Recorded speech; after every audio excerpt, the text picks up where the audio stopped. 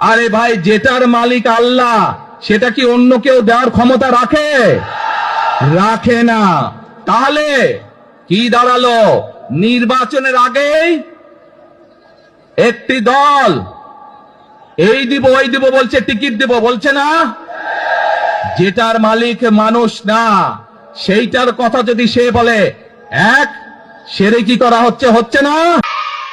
আমরা ধানের শীষে ভোট দিলে আমরা জান্নাত পাবো, এটা আমরা বলতে পারি। সেই প্রেসিডেন্ট উত্তরসূরি তারেক রহমান, তার নামটি উচ্চারণ করতে হলে উর্দু করে করবে।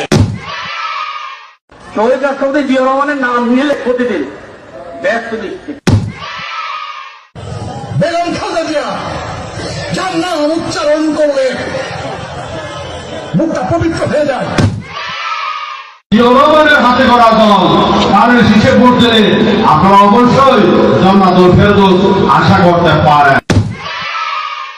আপনার স্বামী যার পায়ের নিচে আপনার বেগ, সেই পুরুষ মানুষগুলো এখানে উপস্থিত আছে, তাদেরকে বলবো বাড়ি বাড়ি গিয়ে মা বোন চাচি খালাদের বলে দেবেন ভোট ধানের শীষে দিতে হবে। যদি ধানের শীষে ভোট না দেন, এই মহিলাদেরকে বলছি আপনারা জান্নাত পাবেন না।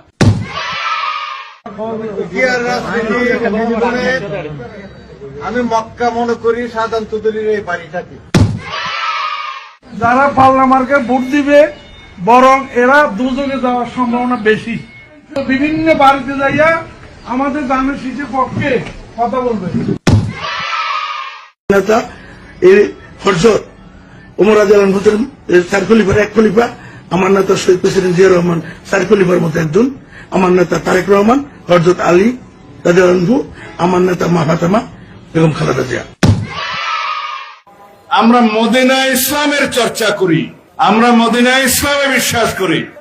শরিয়া আইনের ব্যাপারে ওটা বলেছে কিন্তু যে আমরা শরিয়া আইনে বিশ্বাস করি না।